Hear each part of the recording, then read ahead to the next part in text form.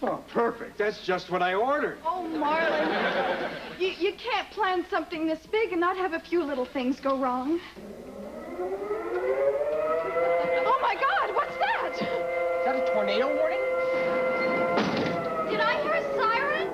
Look out, everybody, it is a tornado! What's that siren? Asner! Come on, everybody, we got to get to the basement. Somebody lock the front door. Willie, you get the door. Ed, you follow Gwen. I'll carry Lynn Holly. Marlon, come on! It's my fault! It's like a bad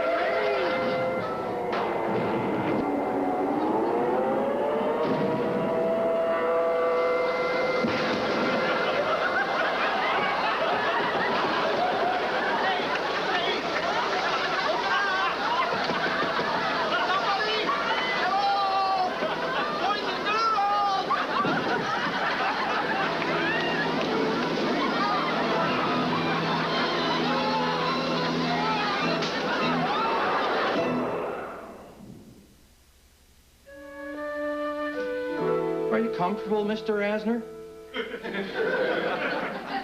Hey, don't worry about me. I'm fine. These things usually don't last that long. We had one last year. Kept us in the basement, 3, maybe 4 hours. Good. Then I'm wrong. Oh, thank heaven the lights are back on. At least we can see. Don't look! The flims of Ed Asner? You know, if the lights are on, maybe the storm has passed. Maybe someone should go up and see what's happening. Yeah. I'll go. You know, you probably haven't noticed it yet, but there's this hero streak that runs through me. Yeah. Don't ask me how it got there. It's just there. Let's accept it. Anyway, I don't mind risking my life if it'll help save others. How about a French kiss to remember me by? Sticking your head out the door. Yeah, but out into what? You know, do you realize how powerful a tornado is? I mean, my head could be ripped off. I could come back with just a neck and a torso. Oh, yuck, Scott. No, I'm not saying that's going to happen. I'm just saying that if it did... just go, kid. Yeah, okay. Oh, Mr. Brown, what happened to you? I was locked out. Oh, my God, it's Ed Asner. Why didn't you tell me he was here? Mr. Asner, as the manager of the Majestic and on behalf of the entire staff, I'd like to say how sorry we are about everything that's happened. Hey, you can't control the weather. Well, it's kind of you to think that. I brought the moon candle in case we need it. What's a moon candle? Actually, it's a gift to you from my dad. It's like an eternal flame. Well, I'm eternally grateful. Boy, Mr. Asner, I sure admire the way you've kept your sense of humor about this. Well, hey, if you can't laugh at life's little problems, then what's the point?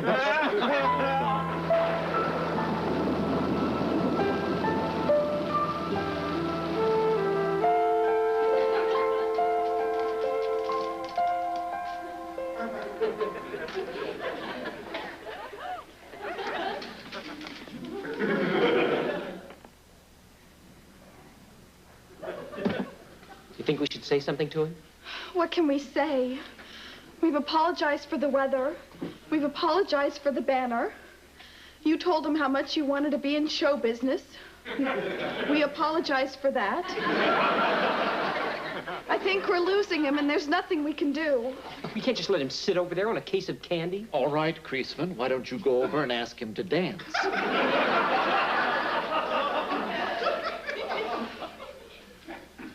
Let me see if I can talk to him.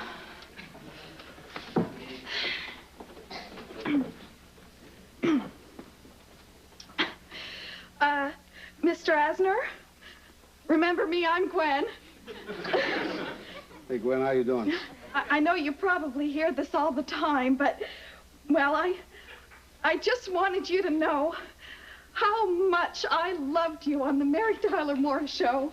Thanks. You were so funny.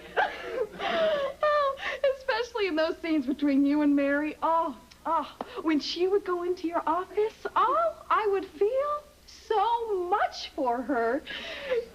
I mean, you know, the way you'd look at her.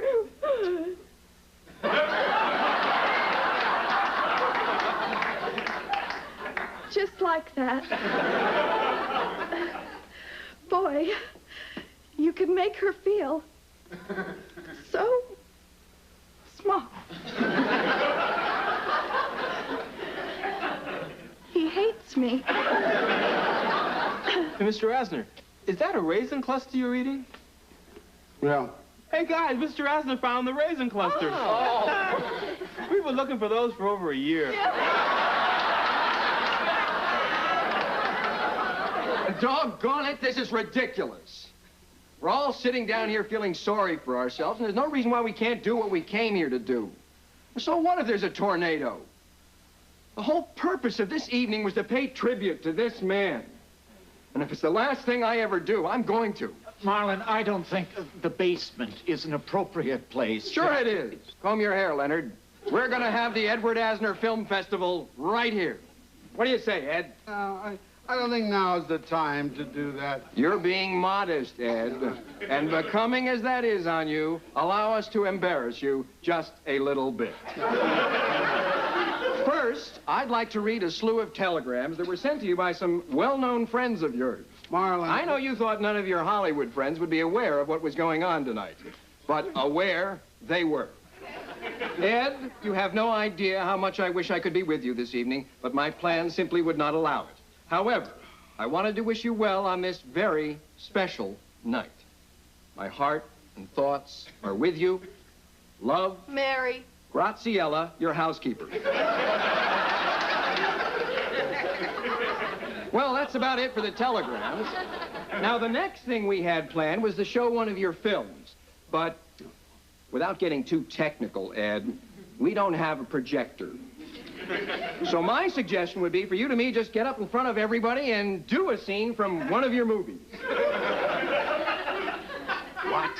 Come on, it'll pick up everybody's spirits. Not mine.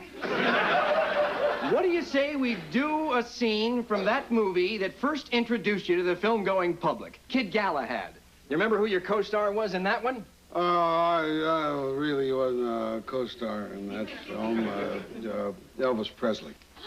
You did a movie with Elvis Presley? Well, I didn't actually have a scene with Elvis. My scenes were with Gig Young. Who? Ed! Let's recreate that moment when you and Gig first meet. Marlon, I really don't want to do this. I don't even remember that scene. Oh, don't worry. I'll carry you. Everybody, let's give Ed a little encouragement. No, everybody, don't applaud. I'm not going to do this. Sure you are. No, Marlon, I'm not. Oh, well, okay. If you don't want to do it, I guess it was a pretty dumb idea.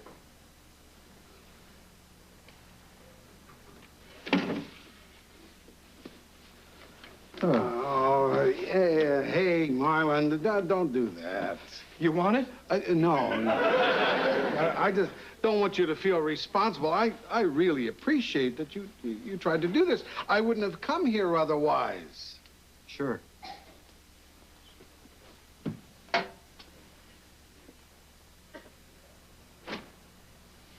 Oh, what the hell.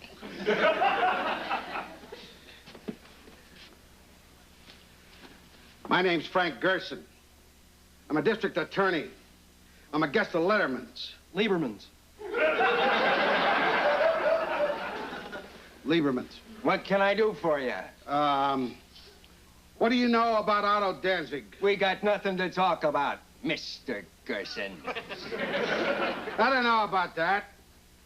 If you don't know who did the job on Rocky, why are these imported hoodlums sitting on your front doorstep? I swear, Galahad never did know who came into that steam room and worked over Rocky Virgil. I couldn't have testified if I wanted to.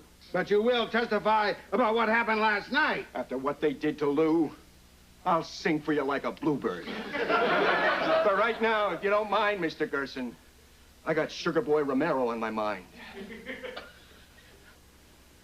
Thanks, Willie. Thank you, Ed.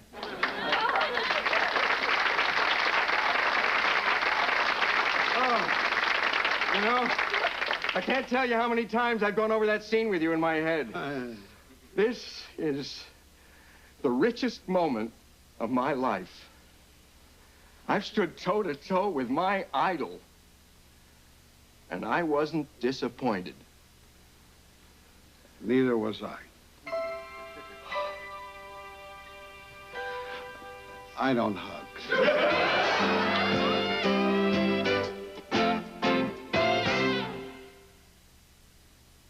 Next on The Popcorn Kid. Oh, you and Mrs. Brown are buying a house? Well, if we're approved, Mr. Rogus in the cellar is financing the sale himself. He's coming by here in a little while to check me out. Yeah, I need to see the manager. Mr. Brown's expecting you. He's right in there. This is a holdup? Yeah.